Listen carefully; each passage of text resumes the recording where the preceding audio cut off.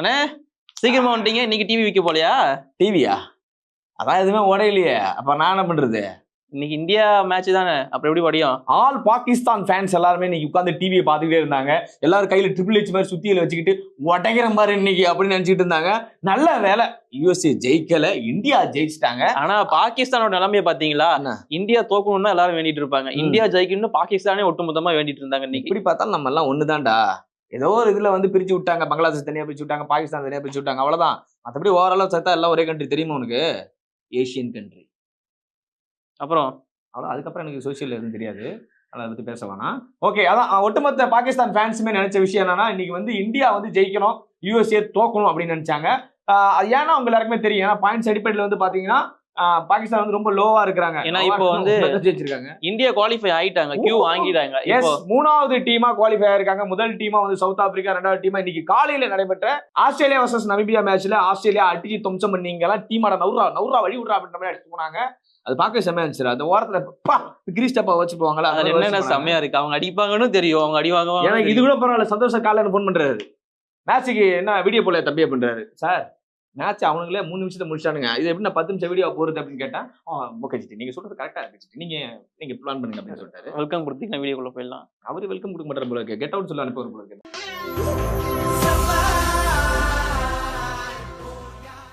All sports நேயர்களே அனைவருக்கும் வணக்கம். நான் விஜய் சிட்டி, என் கூட நிதிஷ் சேகர் ரெட்டி.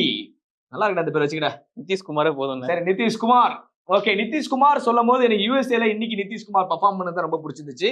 அதையும் சொல்லியிருந்தேன். ஓகே, கரெக்டா வரேன் உனக்கு எல்லா கிரெடிட்ஸும் கொடுப்பேன். நான் சொல்லுங்க, எப்படி வந்து சந்தோஷ் சார் சொன்ன விஷயத்த நான் சொல்லணும், அதே மாதிரி நீ சொன்ன விஷயத்த நான் சொல்லுவேன். சரி சொல்லுங்க. ஆஷிக் சொன்ன விஷயத்த நான் சொல்லுவேன், சரியா? அது எஸ், ஓகே. ஸ்டில் என்னன்னா, நிதிஷ்குமாரோட பெர்ஃபார்மன்ஸ் மட்டும் தான் தனியா இருந்துச்சு. ஏன்னா எல்லாரோட விக்கெட்டும் படபடன்னு போயிட்டு இருந்துச்சு. சோ ஆல்மோஸ்ட் வந்து யூஎஸ்ஏக்கு பக்க பலமா இருந்ததுன்னு பார்த்தா நிதிஷ்குமார் தான். அந்த டெய்லரோட இன்னிங்ஸுமே நல்லா இருந்துச்சு. டெய்லரோட இன்னிங்ஸுமே நல்லா இருந்துச்சு. அண்ட் ஸ்டில் நீ சொன்ன மாதிரியே நிதிஷ்குமாரோட பெர்ஃபார்மன்ஸ் நல்லா இருக்கும்னு சொன்ன தம்பி, நல்லா இருந்துச்சு. ஆனா மோனன் பட்டேல் விளையாடுவாருன்னு சொன்ன பத்தியா? எனக்கு என்ன தெரியும் அவருக்கு நிகழ் வரும்னு. ஆக்சுவலி இன்னைக்கு யூஎஸ்ஏ தோத்ததுக்கு முக்கியமான ரீசன் மோனன் பட்டேல் உள்ள இல்லாததுதான். ஏன்னா இங்க ஆரோன் ஜோன்ஸோட கேப்டன்சி அப்படிங்கிறது பெரிய பிரச்சனையா இருந்துச்சு. அந்த பெனால்டி 5 ரன் எல்லாம் பாத்திருப்பீங்க. ஃபீல்டிங் செட் பண்றதுலேயே அவருக்கு பெரிய ப்ராப்ளம் இருந்துச்சு. சோ மோனன் பட்டேல் இல்லாததுனால, அதாவது கேப்டன் வேலு இல்ல, அதனால நீங்க ஜெயிச்சிட்டீங்க. யூஎஸ்ஏ சப்போர்ட்டடா நீங்க. எனக்கு அந்த டீம் பிடிச்சிருக்குன்னு, அவங்களோட பர்ஃபார்மன்ஸ். அவங்க பெறப்பட்ட தொகை ரூபாய் 2000. யாரு கொடுப்பாங்கன்னு நினைக்கிறீங்க? வாங்கியிருக்கேன், யாரு கொடுப்பாங்க? எனக்கு நட்டவாழ்க்கையில இருந்து வாங்கியிருப்பேன், சொல்லு. பெறப்பட்ட தொகை ரூபாய் 5000. அடுத்தது இப்படி ஒவ்வொரு தொகையா வாங்கியிருக்காங்க பிளடி ஃபெலோங்க. பட் எனக்கு என்ன ரொம்ப பிடிச்சிருந்துச்சுன்னா, அவ்வளவு அமௌண்ட் ஆனா நான் எதுக்கு இங்க உட்கார்ந்து இருக்கேன்? சரி, ஓகே, சொல்லிடுவேன். சரி, ஓகே. எனக்கு என்ன ரொம்ப பிடிச்சிருந்துச்சுன்னா, முதல்ல இந்த விஷயத்துக்குள்ள வர இந்தியா வர்சஸ் யூஎஸ்ஏ மேட்சை தாண்டி நாங்க நேத்து ஒரு வீடியோ போட்டிருந்தோம். அந்த வீடியோல வந்து யாரெல்லாம் பர்ஃபார்ம் பண்ணுவாங்கன்னு சொல்லி நாங்க சொல்லியிருப்போம். அண்ட் ஸ்டில் நான் சொல்லியிருப்பேன், இந்தியாவில் 5 ஃபேண்டசி பிளேயர் நீங்க சொல்லுங்கண்ணே அப்படின்னு சொல்லும்போது முதல் பேரை விராட் கோலி சொல்லியிருப்பேன். அதுக்கப்புறம் ஹர்திக் பாண்டியா, பும்ரா, ஸோ அதுக்கப்புறம் ஹர்ஷதீப்ல சிம்ம சொப்பரமா இருப்பான்னு சொல்லியிருப்பேன். சூரியகுமார் ஃபார்முக்கு வருவான்னு சொல்லியிருப்பேன். சொன்ன உடனே விராட் கோலின்னு சொன்ன உடனே முதல் பேருக்கு இவன் சொன்னது நட்டவால்கர் தான். ஸோ நட்டவால்கர் பாருன்னா டெஃபினட்டா 3 பாலுக்கு மேல ஆடுவாருன்றது டவுட் தானே. நீங்க வேணா எடுப்பார் சொன்னாங்க. மொத பாலே கோல்டன் டக் அவுட் ஆவார்னு இல்ல, அந்த 3 பாலுங்கிறது நான் வீடியோல சொல்ல, அது அவ வெளியில சொன்னது.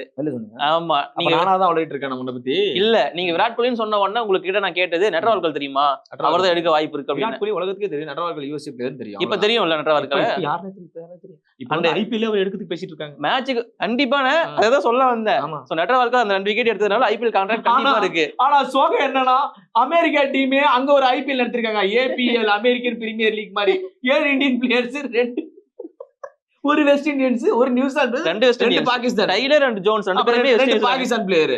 அப்ப என்ன நினைச்சிட்டு இருக்காங்க, அங்க ஒரு பிரீமியர் லீக் போயிருக்கு, ஏபிஎல், அமெரிக்கன் பிரீமியர் லீக் அப்படின்னு போயிருக்குன்னு நினைக்கிறேன். அந்த டீம் எடுத்து வந்து யூஎஸ்ஏ சொல்லி இருக்காங்க. எஸ், ஆனா நட்டவால்கர் பெர்ஃபார்மன்ஸை பார்க்கும்போது என்ன சாஃப்ட்வேர் இன்ஜினியரா? அது வேற. நான் இன்னொரு விஷயம் கேள்விப்பட்டீங்களா? நான் படிச்சது அந்த எல்லாருமே சொல்லி கேள்விப்பட்டது தான். இப்போ ஜூன் 17 வரைக்கும் தான் அவருக்கு லீவ் கொடுத்துருக்காங்க. நானும் சொல்ல வந்தேன், நானும் விஷயத்தை கேள்வி. அதுக்கப்புறம் லீவ் இல்லையா அவருக்கு? லீவ் இல்லையா? இப்ப யூஎஸ் என்ன பண்ணுவாங்கன்னு சொல்லி யோசிக்கும் போது, அடுத்த மேட்ச் அயர்லாந்து கூட ஜெயிச்சிட்டா தெரியும் உங்களுக்கு, நாங்க ஆட்டோமேட்டிக்கா பெரிய பெரிய கம்பெனிஸ் எல்லாம் ஸ்பான்சர் பண்றதா சொல்றாங்க. அப்படி இருக்கிறப்போ பிளேயர்ஸுக்கு கான்ஃபிடன்ஸ் கொடுத்து சம்பளம் கொடுத்து பே பண்ண வைக்கலாம்.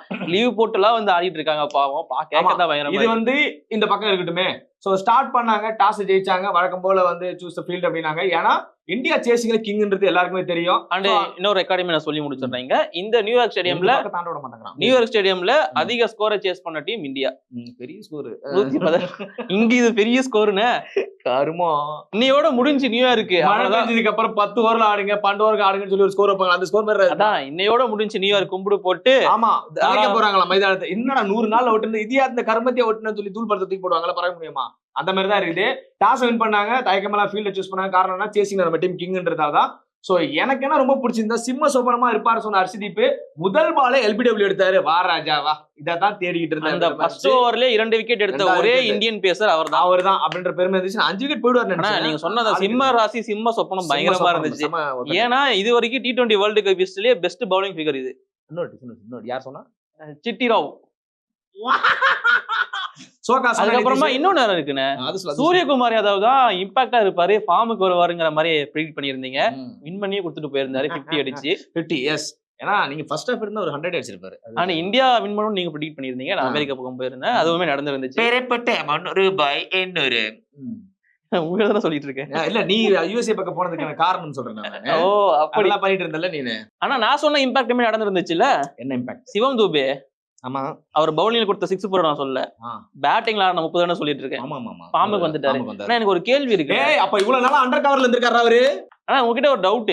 சிவம் தூபே ஃபார்ம்ல இல்லங்கிற மாதிரி சொல்லிட்டு இருந்தாங்க. சூரியகுமார் யாதவும் ஃபார்ம்ல இல்ல, வேணாலும் எதுக்குடா மிஸ்டர் 360 சொல்றீங்க அப்படிங்கிற அளவுக்கு ட்ரோல் பண்ண ஆரம்பிச்சிட்டாங்க. ஆனா இன்னொரு பக்கம் விராட் கோலி 3 இன்னிங்ஸ் ஆடி 9 பந்துகள்ல வெறும் 5 ரன் மட்டும் தான், ஒரு டக்கும் இது. சோ இப்படி இருக்கிறப்போ விராட் கோலி ஃபார்ம் இல்லன்னு யாருமே பேசுறது இல்லையே. அதான் தம்பி நான் முன்னாடி சொன்னதான் தம்பி, ராயல் என்ஃபீல்டு எடுத்தபடி ஹீரோ ஹோண்டா கூட கம்பேர் பண்ணாதீங்கன்னு தான் சொல்லுவேன். விராட் கோலி 3 மேட்ச் சொதப்பினாரு சொல்றீங்க, ஓகே. ஆனா வந்து ஆட தெரியாம சொதப்பல, அவரு கொஞ்சம் போறாரு, இன்டென்ட் தப்பாவது. ஆனா சிவம் துபைக்கு நிக்க எனக்கு அதான் ராயல் என்ஃபீல்டு ஹீரோ ஹோண்டான்னு சொல்றீங்க. ஆமா, ரெண்டுக்குமே ரோடு சரியில்லைதான், ரெண்டுமே சொதப்பிட்டு தான் இருக்கு. அப்படி இருக்கிறப்போ ஏன் இது இந்த கம்பேரிசன் இருக்க கூடாது? நான் மேபி ராயல் என்ஃபீல்டு வேற இடத்துக்கு நான் எடுத்துட்டு போனா எனக்கு மாசா இருக்குமே. அதேதான் ஹீரோ ஹோண்டாவும் நல்ல ரோட்ல போனா நல்லா ஓடுமே. எங்க அது நல்ல ஹோட்டல் போடுங்க, நல்ல ரோடு போடுங்க. அதேதான் நானும் சொல்றேன்.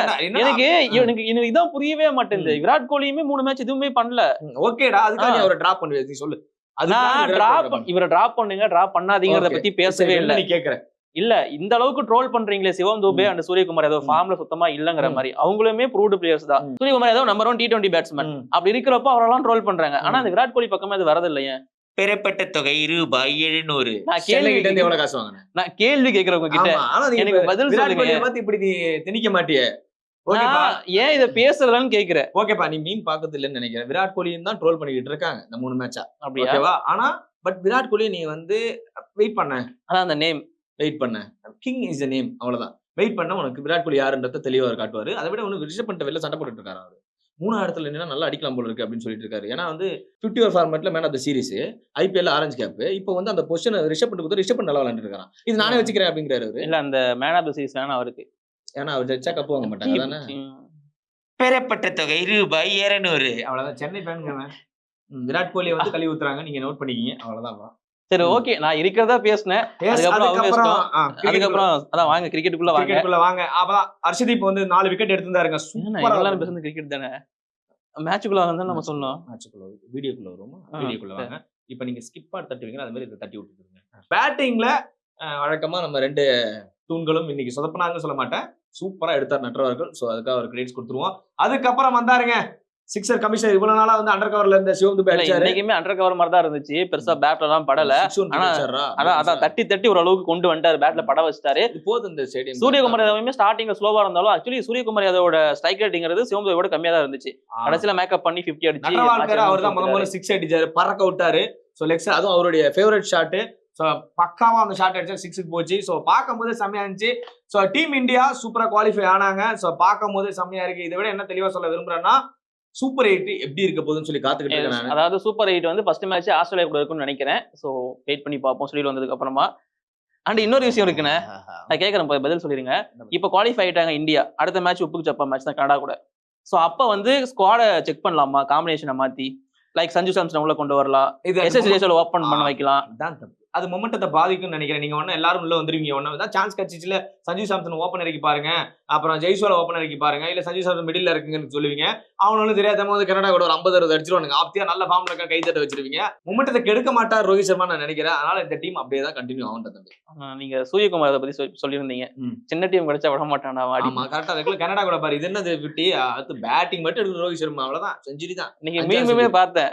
வாங்கடா வாங்கடா வெயிட் பண்ணிட்டு இருக்கேன் வாங்கடா. அதுக்கோசம் தான் இந்த சார்பட்ட சொல்ல மாட்டான்.